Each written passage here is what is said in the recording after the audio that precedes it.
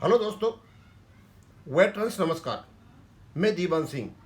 आपको पता है कि सीबीपीआरओ ने एक चार्टर ऑफ डिमांड दिया सीओडी और it's possible effect on the MC Singla case और बी पार पे क्या क्या पड़ेंगे, क्योंकि अभी इसके इफेक्ट का हमको पता नहीं है, लेकिन वास्तव में इसमें क्या क्या इफेक्ट पड़ सकते हैं आज हम वो आपको बताएंगे।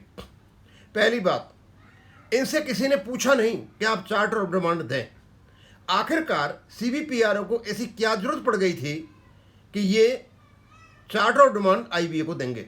हमने सुना है कि अभी तक इन्होंने चार्टर ऑफ डिमांड नहीं दिया है, तो हम चाहते हैं कि चार्टर ऑफ डिमांड आईबीए को न दें।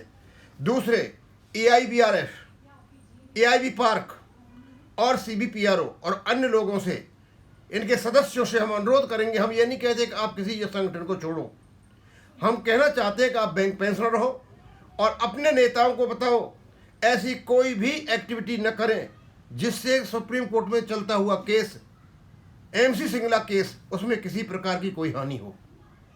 हम पुनः बताते हैं कि सीओडी जो दिया गया है ये जानबूझ करके लिया हुआ एक कुकर्म है, केवल और केवल सुप्रीम कोर्ट में सिंगला केस को हानि पहुंचाने के लिए।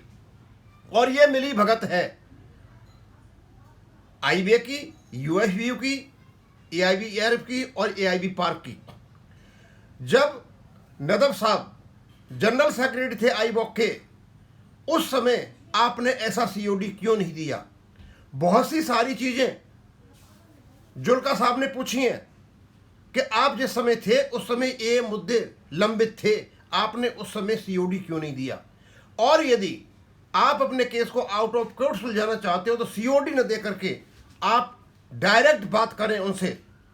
यदि कोई आपको इनवाइट करता है तो, यदि कोई आपको इनवाइट नहीं कर रहा है तो आपको कोई भी इस बार की बात करने की जरूरत नहीं है।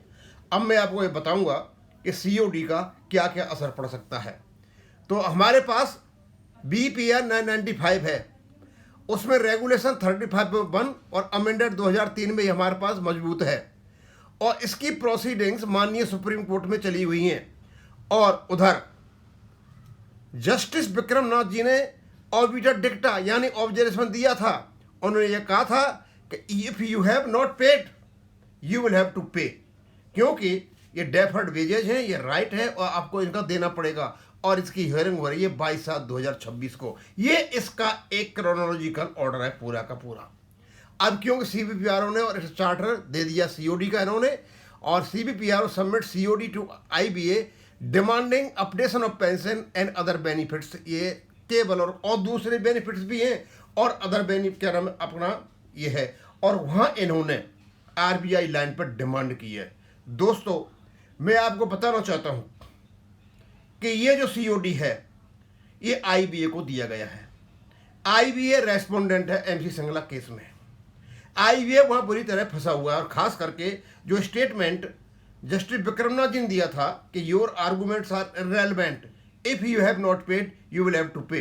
इससे बचाव के लिए आईबीए को कुछ चाहिए और आईबीए को मिलेगा केवल और केवल इस प्रकार से कि ये यूनियन जो रिटायर्ड यूनियन है ये इनको कुछ दें, और ये सीओडी के रूप में ये दे रही हैं क्योंकि एआईबीआरएफ ने दे दिया है और सीबीपीआरओ देने का मतलब होता है कि नदब साहब और क्या नाम है एआईबी पार्क भी इसको दे रहा है। यानी ये सारे के सारे मिल गए और सब रिटायरी जो हैं, जितने भी रिटायरी यहाँ पर बैठे हुए हैं ये रिटायरी संगठन में, ये पहले सर्विस में भी ये अपने पदों पर रहे हुए हैं। इनको मन नहीं करता इनको अपने पदों को छोड़ देगा। ये कैसे भी कैसे अपने पदों से चिपकना चाहते हैं और चिपकते रहते हुए इनकी इमेज नहीं गिरे, इनकी पॉपुलरिटी नहीं गिरे, इस काम की ये कर रहे हैं। और इसके देने के पीछे एक ही कारण है, यदि ये जीत जाते हैं सिंगला केस को सुप्रीम कोर्ट से तो एआई पार्क वाले कहेंगे हमने जितवा दिया, क्योंकि ये अराइज वालों के साथ रिलेटेड है। और यदि आउट ऑफ कोर्ट कैसी कोई बात हो जाती है तो कहेंगे हमने सीओडी दिया था इसलिए हम जीत गए। और नहीं जीते दोनों साइड से तो इनका कुछ नहीं बिगड़ने वाला, क्योंकि इनकी कुर्सी बची रहेगी, इनकी इमेज बची रहेगी और ये नेता बने रहेंगे, क्योंकि दोनों हाथों में इन्हीं के में लड्डू हैं। अब मैं बताऊंगा आपको इससे क्या क्या नुकसान हो सकता है। पहला, यदि इन्हें सीओडी दे दिया है, जो बताते हैं अभी दिया नहीं, हम चाहेंगे न दें, आईबीए में treat COD as a fresh demand. यदि आप चार्टर ऑफ डिमांड देते हो तो आईबीए इसको ट्रीट करेगा ये फ्रेश डिमांड है। और पहली बात, भैया तुम आईबीए को किस कारण से दे रहे हो, ये किस अथॉरिटी से दे रहे हो आईबीए को? आप अपना सीओडी देना चाहते हो, बैंकों को दो ना, बोर्ड ऑफ गवर्नर को दो ना, सीएमडी को दो ना, इनको क्यों दे रहे हो आप? क्योंकि आईबीए तो पहले कह दिया है कि वो रजिस्टर्ड बॉडी नहीं है, रेगुलेटरी बॉडी नहीं है, मुझे वो क्या स्टेट नहीं है, फिर क्यों उनको क्यों दिया जा रहा है? उनको इसलिए दिया जा रहा है क्योंकि आईबीए उसमें एक रेस्पोंडेंट है और आईबीए सारी इन चारों को खिल रहा है यूएफबीओ के साथ मिलकर के फ्रॉम रिटायरीज, क्योंकि फ्रेश डिमांड रिटायरी से आ गई है फॉर अपडेशन के लिए, इग्नोरिंग रेगुलेशन 35(1) अमेंडेड 2003 में जो आपका रेगुलेशन अमेंड हुआ था उसको इग्नोर कर रहा है। ये एक फ्रेश डिमांड, फ्रेश जो क्या नाम है डिमांड आई हुई है और ये कहता है भैया आप रेगुलेशन को साइड में रखो, हमारी फ्रेश डिमांड लो, यानी आपके रेगुलेशन को ये सर्वनाश करता है। दूसरा, IBM argue before the court that since a fresh demand has been made, the matter requires a settlement of negotiation. IBA कहेगा कि हमारे पास एक फ्रेश डिमांड आ चुकी है, इसलिए एक सेटलमेंट बाय नेगोशिएशन करना जरूरी है, आप इसको केस को बंद करें। आगे, this may mislead the court to believe that the dispute is at a pre litigation stage and hearing may be deferred stopped. अब कोर्ट को ये बता सकता है कि अभी कोर्ट ने कोई निर्णय नहीं दिया है, ये प्री लिटिगेशन स्टेज पर है, तो कोर्ट को ये बिलीव कराया जा सकता है कि आप अपनी जो कार्रवाई ये रोक दें और इसको डेफर करें आगे के लिए। It may reintroduce the plea of financial constraint which has been kept on the back seat on the, और इसके बहाने आईबीए एक फाइनेंशियल कंस्ट्रेंट यानी फंड थ्योरी को घुसा सकता है जो बड़ी मुश्किल से काटा गया है इनके रेगुलेशन के अनुसार ही, और यहाँ आकर के ये फ्रेश डिमांड जाती है तो ये फाइनेंशियल कंस्ट्रेंट और जो फंड थ्योरी खत्म हो गई थी उस फंड थ्योरी को इन्होंने सीओडी दे करके पुनः इसको चालू कराने की कोशिश की है, और इसके पीछे यही है और कुछ नहीं है। सीओडी के पीछे केवल और केवल फंड थ्योरी को रिवाइव करना है, और जैसे ही फंड थ्योरी रिवाइव होती है तो कोर्ट को यकीन हो जाएगा कि भाई ये फंड की प्रॉब्लम है, इसलिए इस केस को आईबीए को, बैंक को, इनको सुलझाने दीजिए, और जबरदस्ती ला करके इन्हें, क्योंकि कई चीज़ों में फंसे हुए हैं। 2010 में रिकवरी की थी, वो भी गलत ली थी इन लोगों ने, और फंड थ्योरी तो इनका कहीं रहा ही नहीं, ये आपका सीओडी करेगा। तीसरा, it may dilute the focus from the core legal challenge to regulation 35(1) amended and the right of retirees को जो राइट दे रखा है 35(1) में 2003 में अमेंडेड ने, उसको ये डाइल्यूट कर देगा।